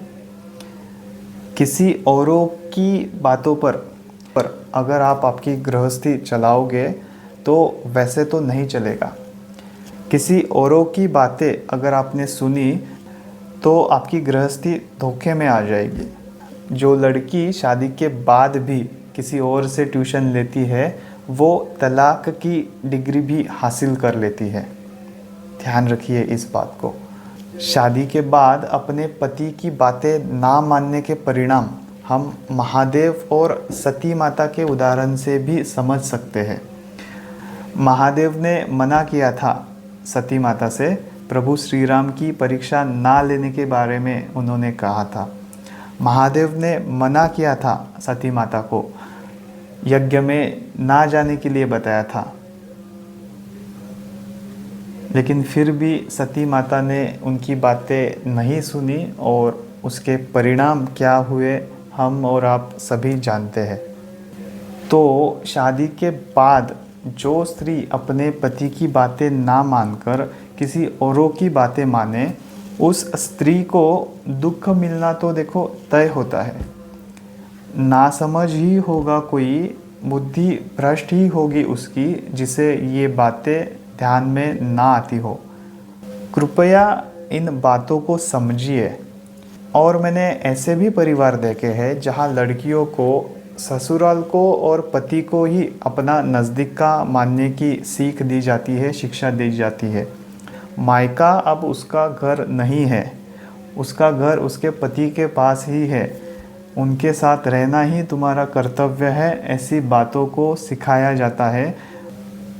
ऐसी बातें जो सिखाए वो यकीनन अपने बच्चों का हित ही करेंगे। इसीलिए आप आपके बच्चों को गलत मत सिखाना, गलत शिक्षा मत देना कभी भी। बच्चों की गृहस्थी उजाड़ने वालों में आपका नाम मत जुड़ने देना। तो किसकी बातें माने, इस प्रश्न का उत्तर तो यही है कि आपको सिर्फ अपने गृहस्थी को बचाने वाली बातों को ही मानना चाहिए। 100% सिर्फ अपने पति की ही बातें आपको माननी चाहिए। पति के खुशी में ही आपकी खुशी है, ऐसा ही हमें मानकर आगे चलना चाहिए। और एक बात होती है आजकल कपड़ों पर, पोशाकों पर। ओकेजनली कभी कभी भी हमें मन चाहे कपड़े, ड्रेस पहनने की आज़ादी नहीं है, ऐसी बातें भी हम अक्सर सुनते हैं। बाहर हम मन चाहे, या फिर ऑफिस में भी कभी कभी हम जो ऑफिस का ड्रेस कोड बताया गया है उसके अनुसार कपड़े नहीं पहन सकते, उसके लिए हमें मना किया जाता है, ऐसा अक्सर लोग कहते हैं। देखिए, अगर आप किसी इंटरनेशनल कंपनी में, किसी बड़ी कंपनी में बड़े पोस्ट पर हो और अगर आपको ढेर सारी तनख्वाह मिल रही हो, सैलरी भी बड़ी अच्छी मिल रही हो, तब आप इस बारे में थोड़ी सुविधा लेने की सोच सकते हैं। स्कर्ट भी अगर ड्रेस कोड होगा तो वो भी चल जाएगा, जी हाँ। लेकिन ये बात ध्यान रखना कि इस वक्त आप अपने मूल्यों से एडजस्टमेंट कर रहे हैं, तो ये एडजस्टमेंट करने का कोई ठोस कारण भी होना चाहिए। अगर आप किसी बड़ी कंपनी में बड़े पद पर नहीं हैं, ढेर सारी सैलरी आपको नहीं मिल रही है, तब आप रुक सकते हैं, फिर से सोच सकते हैं। क्योंकि मैंने खुद अच्छे पदों पर, बड़ी कंपनियों में अच्छे पदों पर काम करते हुए माताओं को, बहनों को हमेशा कपड़ों के बारे में जागरूक रहते हुए देखा है।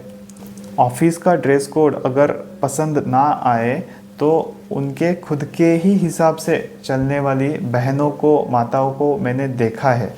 वो ओकेजनली रहने वाली ऑफिस के ड्रेस कोड को भी बड़ी ही आसानी से मना कर देती है, फॉलो नहीं करते। माँ सुधा मूर्ति जी का भी उदाहरण हम इस विषय में देख सकते हैं। वो कुछ कम पढ़ी लिखी तो है नहीं। तो शॉर्ट में मैं इतना कहूँगा कि साधारण सी जगह पर, नॉर्मल पद पर, नॉर्मल सैलरी प्राप्त करते हुए आपको अगर रूटीन से हटकर कभी कभी ओकेजनली आपको कोई वेस्टर्न ड्रेस कोड कुछ बताए, तब आपको इस बारे में ज़्यादा सोचने की ज़रूरत नहीं होनी चाहिए। आप एकदम आराम से अपने ही पोशाक से चल सकते हैं, बातें चल सकती है।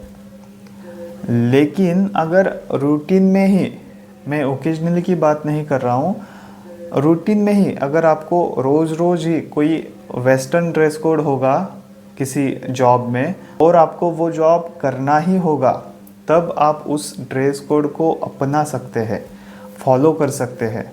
फिर चाहे जीन्स टी शर्ट ही आपको क्यों ना पहनना पड़े या फिर स्कर्ट भी आपको क्यों ना पहनना पड़े, फिर उस वक्त आप वो बातें ठीक है, क्योंकि वो जॉब ही वैसा है और उस जॉब की, उस सैलरी की आपको ज़रूरत है।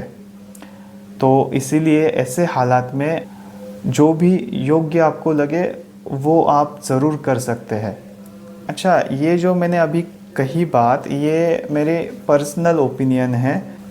हो सकता है आपको ये बातें ठीक लगे, आपको ये बातें ठीक ना लगे, जो भी है, मैंने ना नहीं कहा है इन बातों के लिए, ठीक है।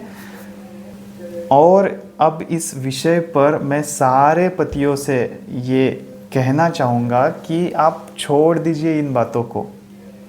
एक आध बार आप बताइए, फिर भी अगर पत्नी ना माने इस विषय में, तो फिर उनको जैसे चाहे वैसे कपड़े पहनने दीजिए, उनको स्वतंत्रता दे दीजिए। आपका काम बताने का था, आपने बताया, उसके बाद उनकी मर्ज़ी, उनको जो भी योग्य लगे वो पहनने दीजिए। किरकिरी झिकझिक ना करे, बंद कर दे ये बातें। और सभी नारियों से, पत्नियों से मैं कहना चाहूँगा कि ऐसे बताने में भी पतियों का प्यार ही होता है आपके लिए। हो सके तो समझिए इस प्यार को। आगे और एक बात बहुत कॉमन हो गई है आजकल, शादी के बाद कई सारी पत्नियां कहती है मुझे 10 रिश्ते आए थे, मेरी इनके साथ यहाँ शादी ना होती तो अच्छा होता। अरे देवी जी, 10 रिश्ते तो देखो उनको भी आए थे। एक बार शादी होने के बाद आपकी ये ऐसी बातें एकदम बेसलेस है, बेफिजुल की बातें हैं, ये सब एकदम यूज़लेस बातें हैं, समझदारी की बातें नहीं होती है ये। माफ़ करना, लेकिन इन बातों से आपके मूर्खता का परिचय होता है, ना समझदारी का परिचय हो जाता है। शादी के पहले जो चाहे वो ठीक है, शादी के बाद एक बार रिश्ता जुड़ गया तो जुड़ गया। फिर जैसे मैंने आपको बताया, अगर आप भारतीय सनातन धर्म को मानने वाली स्त्रियां रहेगी, नारी अगर आप होंगे, तो अपने पतिव्रता धर्म का पालन करोगे। और अगर आपको नहीं जमता है तो आप बेशक आपके मर्ज़ी से जहाँ जो भी ठीक लगे वो आप करें, लेकिन ये बातें करते रहना कि मुझे 10 रिश्ते आए थे, ऐसा था वैसा था, ये बंद कर दे। इससे आपका भला नहीं होने वाला, आप फोकस नहीं कर पाओगे। इससे आप अपनी गृहस्थी को बिगाड़ने की शुरुआत करोगे। जी हाँ, तो ऐसी बिगाड़ने की शुरुआत ना करें, ऐसी बातें सोचे भी ना, ऐसी बातें सोचिए भी मत। हमारे धर्म में शादी के बाद पति से एक जन्म के लिए नहीं 7 जन्मों के लिए रिश्ता जुड़ जाता है, ऐसा कहते हैं। और मुझे विश्वास है कुछ लोग ऐसा भी कहेंगे अब कि ऐसा है तो प्रभु जी हमारा ये 7वां जन्म ही हो। तो देखो जो भी है, तो देखो जो भी आपको देखना है शादी से पहले देखें, लेकिन शादी के बाद चाहे जो भी परिस्थिति आ जाए, आपको ऐसी बातें करना शोभा नहीं देता। मैंने आपको माता सीता, मंदोदरी, वृंदा, सावित्री, इन सब के बारे में तो बताया ही है। आप देखिए कि सावित्री माता को तो शादी के पहले ही पता था कि पति की उम्र सिर्फ 1 साल बाकी है, फिर भी उन्होंने खुद के विश्वास पर शादी की। थोड़ा सा अपना मूल्यमापन करें और खुद को समझे कि आप कितने भारतीय हैं। हमारे शास्त्र की, धर्म की बातों का आप कितना पालन कर रहे हो, थोड़ा सा अपने आप को ही उत्तर दीजिए। संभव है हमें शर्म ही आ जाए इस बात पर। और जो नारियां हमारे संस्कृति परंपराओं का पालन कर रही है, उनके चरण धोकर हमें नमन करना चाहिए। ऐसी नारियां, ऐसी पत्नियां पूजनीय होती है। याद रखें, आपको हमेशा पति के साथ ही उसके सुख दुख में खड़े रहना है, उसका साथ निभाना है और साथ मिलके अपनी गृहस्थी को आगे बढ़ाना है। फिर और एक बात मैं आपसे कहना चाहूँगा कि अपमान करना या साथ छोड़ देना, इतिहास में अगर हम देखें कितने सद्गुणी व्यक्तियों ने भी गलत बातें की है।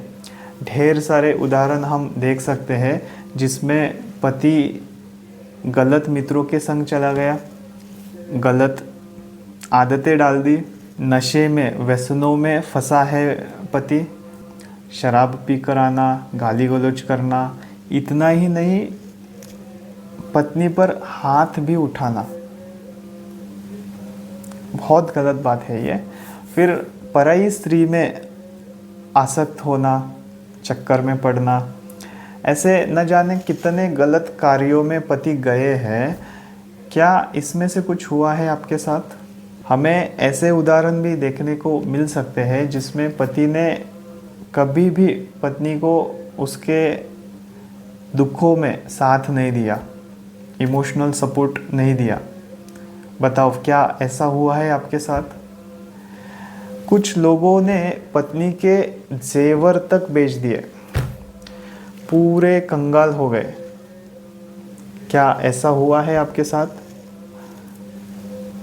और यही नहीं, महाभारत में हम देख सकते हैं कि जुए में अपने खुद के पत्नी को ही दांव पर लगा दिया। अपने पति के सामने ही एक स्त्री को निर्वस्त्र करने का दुस्साहस किया गया और पराक्रमी पति भी कुछ ना कर सके।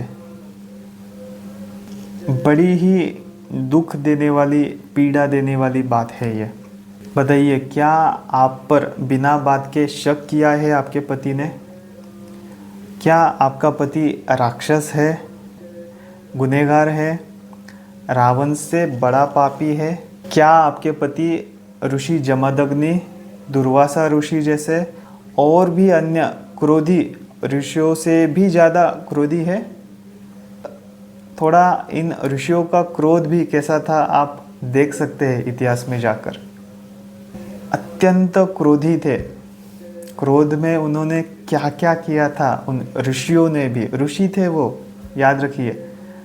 इनमें से कुछ बातें होती है किसी के साथ, तो मैंने इन बातों का देखिए समर्थन न कभी किया है और अभी भी समर्थन बिल्कुल नहीं कर रहा हूँ और न ही भविष्य में कभी इन बातों का समर्थन करूँगा। ऐसी बातें किसी के साथ भी होना बिल्कुल ही गलत है।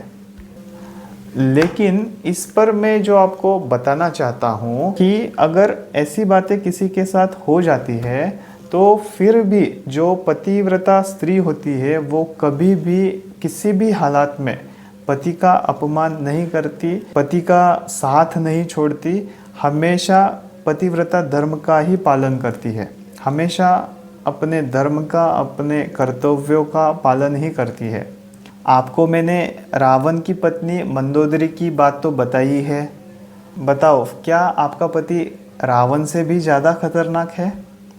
पति रावण होने पर भी मंदोदरी माता ने अपने पतिव्रता धर्म को नहीं छोड़ा, अपने कर्तव्यों को नहीं छोड़ा। वृंदा तुलसी माता का भी उदाहरण हम इस विषय में देख सकते हैं। मैंने आपको बताया वृंदा माता का भी पति राक्षस था, जालंधर राक्षस था। तो इस तरह वृंदा माता के उदाहरण में भी हम देख सकते हैं कि उन्होंने भी, पति राक्षस होते हुए भी उन्होंने अपने पतिव्रता धर्म को नहीं छोड़ा। हम हर साल दिवाली के दिनों में तुलसी विवाह करते हैं, तो जानिए ज़रा तुलसी माता के बारे में, तो जानिए ज़रा तुलसी माता के बारे में और उनके पतिव्रता धर्म पालन के बारे में। उसका पति राक्षस था, अधर्म कर रहा था, देवताओं का जीना मुश्किल कर दिया था, कोई उसे परास्त नहीं कर पा रहा था, कोई उसका वध नहीं कर पा रहा था।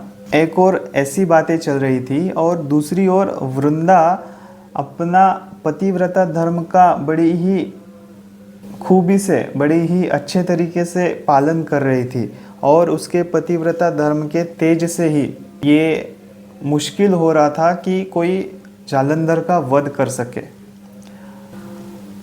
तब उस वक्त उस राक्षस जालंधर का वध करने के लिए भगवान विष्णु ने पतिव्रता धर्म का भंग किया, वृंदा माता के पतिव्रता धर्म का भंग किया, छल किया वृंदा माता के साथ। और तब भी, ऐसे हालात में भी हमारी भारतीय स्त्रियों को अपने पतिव्रत का कितना अभिमान होता है। देखिए, उन्होंने, वृंदा माता ने साक्षात भगवान को भी शाप दिया।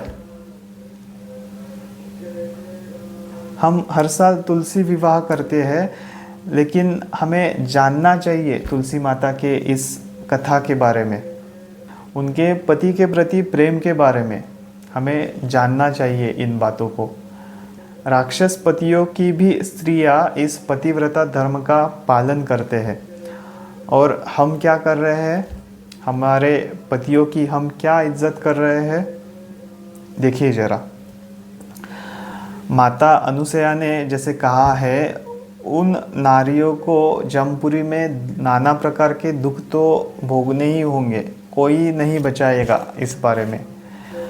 अभी भी वक्त है, एक दूसरे के साथ प्यार से अपनी गृहस्थी को चलाए।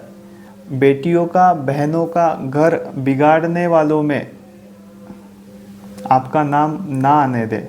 बेटियों का, बहनों का घर बिगाड़ने वालों में सबसे ज़्यादा किसका नाम आता है? कौन है वो जो अपने बहू बेटियों की गृहस्थी को बिगाड़ रहे हैं?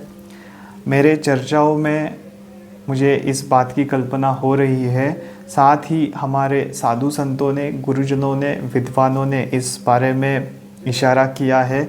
उनके वीडियोज़ की लिंक मैं आपको डिस्क्रिप्शन में दे दूँगा, आप उन वीडियोज़ को देख सकते हैं। तो बहू बेटियों का घर गृहस्थी बिगाड़ने में एक स्त्री का ही, माताओं का ही बड़ा हाथ होता है। अधिक से अधिक मामलों में हम ये देख सकते हैं। ये बड़ी खेद की बात है। पूज्य श्री अनिरुद्धाचार्य जी महाराज और अन्य भी मराठी विद्वानों ने इस बात के बारे में चर्चा की है। उनके वीडियोस आप ज़रूर देख लीजिए। अपने जीवन में मंथरा की बातें ना सुने, वरना कैकेयी जैसी पीड़ा आपको भी होगी। माता कैकेयी प्रभु श्री राम से अत्यंत प्रेम करती थी। फिर भी मंथरा ने कैकेयी को कुछ देर के लिए भड़काया और जो होना था हो गया। उसके बाद कैकेयी पश्चाताप के सिवा और कुछ ना कर सकी। तो ऐसे पश्चाताप की स्थिति आप पर ना आने दे। ऐसे पश्चाताप की स्थिति आप पर ना आए, इस ओर आप कृपया ध्यान दें। और आप सभी से पुनः ये निवेदन करूँगा कि आपका नाम बहू बेटियों की गृहस्थी उजाड़ने वालों की लिस्ट में ना आने दे। और सभी बहू बेटियों को, बहनों को एक बात समझनी चाहिए कि पति पत्नी के बीच अन्य कोई भी, वो अन्य व्यक्ति कोई भी हो सकता है। तो आप दोनों के अलावा कोई भी अन्य तीसरा व्यक्ति आपको कुछ बताए और आप उनकी बातें सुनकर अपनी ही गृहस्थी बिगाड़ दो, तो ऐसे में माफ़ करना, लेकिन ऐसे हालात में हम किसी और को क्या कहें। बड़ी ही विनम्रता से कह रहा हूँ कि ऐसे में आप खुद ही अपने नासमझ, कुंठित बुद्धि का परिचय दे रहे हो। आप खुद ही अपना अहित कर रहे हो। ये बात आपको समझनी चाहिए। ये बात आप समझ जाए। बच्चों जैसा बिहेव ना करें, ऐसे ना करें। समझदारी का परिचय दे, समझदारी का परिचय दे। थोड़ा अपनी बुद्धि लगाए। हमारे शास्त्र धर्म क्या कहते हैं, साधु संत के विचार क्या है इस पर, विद्वानों के क्या विचार है शादी इस विषय पर, उनको जानिए, पढ़िए और उनका पालन कीजिए। सिर्फ पूजा पाठ करने से देखो कुछ नहीं होगा। माफ़ करना, ये बातें शायद आपको कटु लग रही होगी, लेकिन ये बात सच है और मीठी ही है। हम जब बीमार होते हैं तो खीर भी हमें अच्छी नहीं लगती।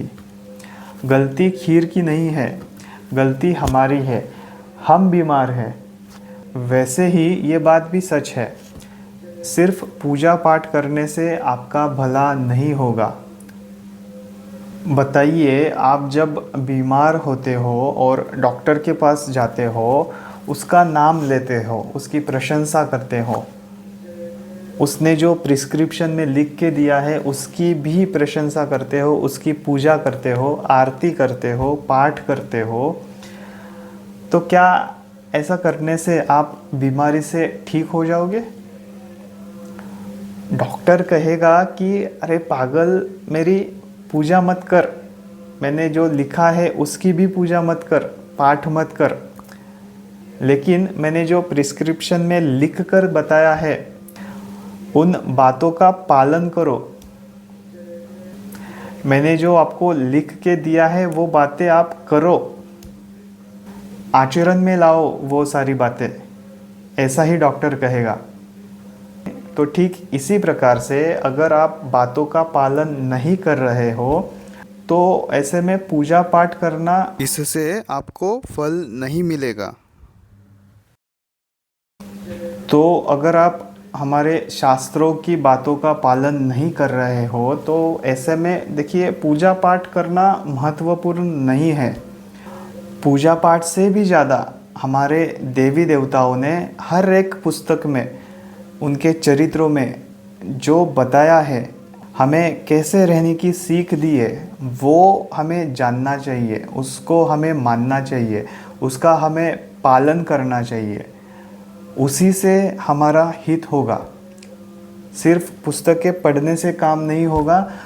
जो पुस्तकों में लिखा है उन बातों का हमें पालन करना है, आचरण में लाना है उन चीज़ों को। अगर हमारे धर्मशास्त्र कहते हैं कि हमें पत्नियों को पतिव्रता धर्म का पालन करना चाहिए तो पतिव्रता धर्म का पालन करना चाहिए।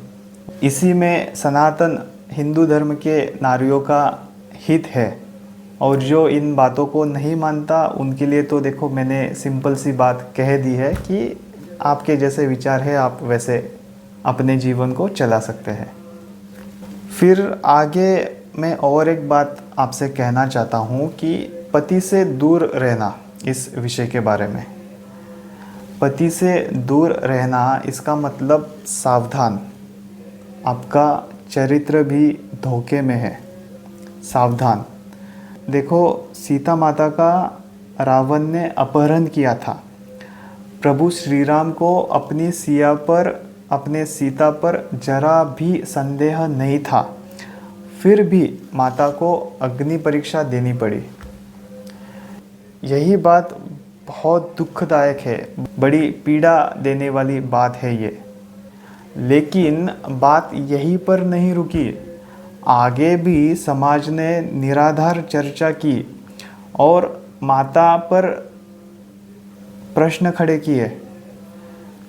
इससे आप एक बात समझो, माता सीता का अपहरण हुआ था, उसकी वजह से उन्हें प्रभु श्री राम से दूर रहना पड़ा। लेकिन फिर भी समाज ने सीता माता को नहीं छोड़ा। तो आप मुझे बताइए, अगर आप आपके मर्जी से पति से दूर रहती हो तो आपका अति मूल्यवान चरित्र भी आप दांव पर लगा रहे हो। इस बात पर आपका ध्यान क्यों नहीं जाता? मेरे अनुभवों में मैंने ऐसे भी केसेस देखे हैं जो पत्नी पति से दूर रह रही है, 1 साल हुआ पति से दूर है, और अब जब पति के पास जाने की बात हो रही है तब समाज और खुद पति ने भी उसके चरित्र पर सवाल खड़े किए। और ऐसी बातें होना स्वाभाविक है। आप कैसे सालों साल पति से दूर रह सकते हो और इसके बावजूद समाज और पति आपके चारित्र्य पर सवाल खड़े ना करे? ऐसे कैसे हो सकता है? बात की गहराई को, बातों की परिणामों को समझो। समाज ने सीता माता को भी नहीं छोड़ा, इस पर आप विचार अवश्य करें, अन्यथा आपके जीवन में कॉम्प्लिकेशंस और भी ज़्यादा बढ़ेगी। आपके जीवन को और ज़्यादा खराब ना करे, आपका अति मूल्यवान आपका चरित्र धोखे में ना लाए, दाव पर ना लगाए। समझदार इंसान वही होता है जो दूसरों की गलतियों को देखकर सीखे। तो समझदार बनिए, होशियार बनिए। आगे मुझे और एक चीज़ कहनी है कि कंप्लेंट मोड, ताने मारना, हमेशा रोते रहना। बहुत बार हम देखते हैं कि पत्नियों को हमेशा चीज़ों में खामी निकालना, कंप्लेंट करते रहना, इसमें ही ज़्यादा रुचि रहती है। मानो कि वो कंप्लेंट मोड में चली गई हो। हमेशा झिक, हमेशा दोष देना, ब्लेम करते रहना, ताने मारना, हमेशा रोते रहना, हमेशा पति की बुराई, पति के घर वालों की बुराई करते रहना। और अगर ऐसे में पति ने कुछ बातें की, पति ने भी कुछ ताने मारे, तो फिर आपको बड़ा दुख होता है। यहाँ पर ज़्यादातर स्त्रियों का डबल स्टैंडर्ड दिखता है। ससुराल की बुरी बातें जब आप बोलो उस वक्त आपको अच्छा लगता है, लेकिन वही अगर आपके या आपके मायके वालों की भी गलत बातों के बारे में बोला जाए, बताया जाए, तो आपको बड़ा दुख होता है। तो ऐसा है तो आप भी किसी दूसरों को ताना मारना छोड़ दे। एक बात समझे कि दुनिया में कोई भी परफेक्ट नहीं होता है। छोड़ दीजिए इन बातों को, कोई परफेक्ट नहीं है दुनिया में। अगर आपकी अपेक्षा पूरी नहीं हुई तो देखो आपको दुख तो होगा ही। और एक बात आप समझ जाइए कि ऐसे झिकझिक करने से, हमेशा रोते रहने से, रोतुलू बनने से, कंप्लेंट मोड में रहने से, हमेशा ताने मारने से, कंप्लेंट करते रहने से, इन सब से आप दोनों के संसार का भला नहीं होगा, सिर्फ तनाव बना रहेगा। तो छोड़ दीजिए इन बातों को, छोड़ दीजिए ये रोते रहना, छोड़ दीजिए ये झिकझिक और कंप्लेंट करना। ऐसी बातों से आप कृपया दूर रहे। इससे आपकी गृहस्थी की उन्नति, प्रगति नहीं हो सकती। फिर ये भी बात अक्सर हम सुनते हैं कि रात गई बात गई, कल का झगड़ा हमें कल छोड़कर आज नई शुरुआत करनी चाहिए।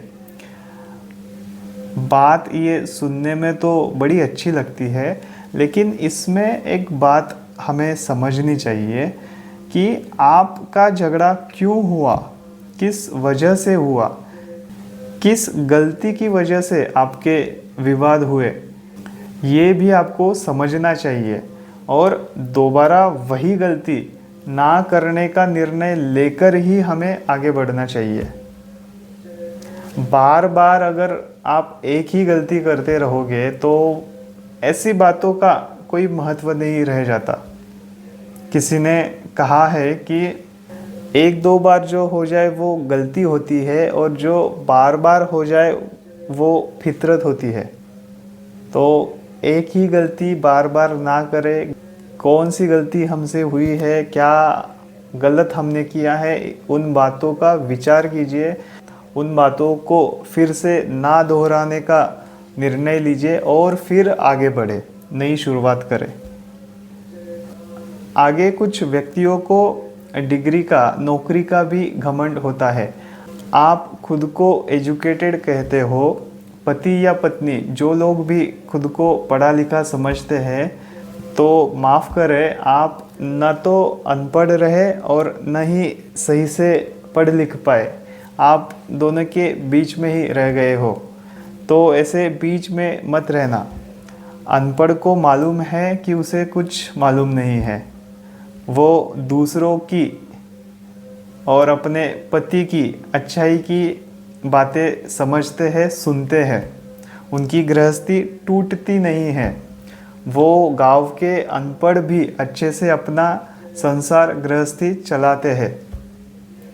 और जो सही में एजुकेटेड होते हैं, उन्हें किसी और को बताने की, समझाने की ज़रूरत नहीं आती।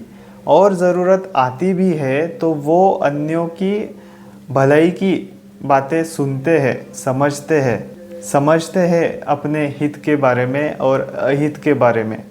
जो व्यक्ति बीच में ही रह जाते हैं, उन्हें ना अपने पति की बातें सुनने आती है और ना ही उनको खुद को इतनी समझ होती है कि हम क्या करें और क्या ना करें, कौन सी चीज़ों से हमारी गृहस्थी अच्छे चल सकती है, कौन सी चीज़ों से हमारी गृहस्थी में समस्या आ सकती है। पति की और अन्य किसी भी व्यक्तियों की भलाई की बातें ना मानकर आप नहीं सुनते हो, तो ऐसे में ज़्यादा नुकसान हो जाता है। नौकरी का घमंड ना करें।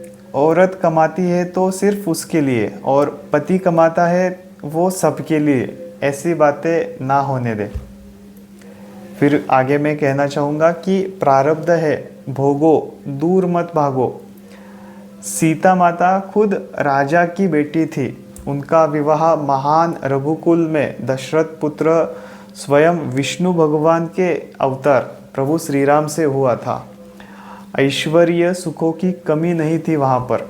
क्या किसी ने सोचा था कि ऐसा कुछ होगा राजकुमारी के साथ? उन्हें कभी वनवास जाना पड़ेगा? क्या कभी किसी ने ऐसा सोचा था? क्या बीती होगी उनके माता पिता पर, क्या बीती होगी उनके घर वालों पर? लेकिन फिर भी कभी किसी ने कुछ नहीं कहा। सीता माता ने अपना धर्म निभाया और आज भी हम उनको याद करते हैं। उस वक्त जिस तरह सीता माता के घर वालों ने रिएक्ट किया, स्थिति को, कंडीशंस को फेस किया, जिस तरह से वो रहे उनकी भी सच में प्रशंसा करनी होगी। जनक जी ने सीता माता की ओर हमेशा अभिमान से ही देखा। उन्हें अभिमान था अपनी बेटी पर कि वो अपना धर्म निभा रही है, कठिन से कठिन रास्तों में भी वो चल रही है और अपना धर्म निभा रही है।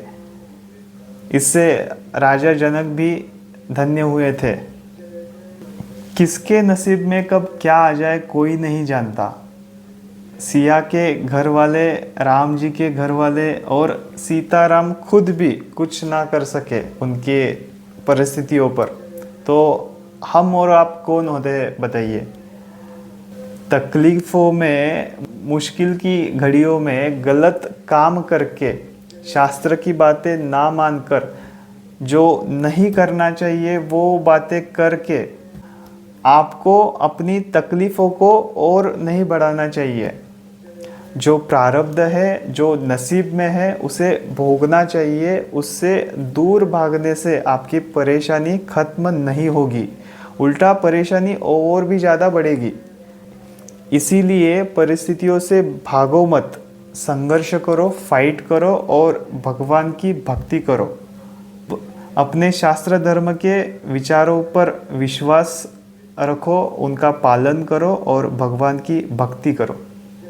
समर्पण भाव, इस विषय में भी मैं कुछ कहना चाहूँगा कि समर्पण भाव का कम होना या बिल्कुल भी ना होना, इससे भी आपके वैवाहिक जीवन में समस्या आ सकती है।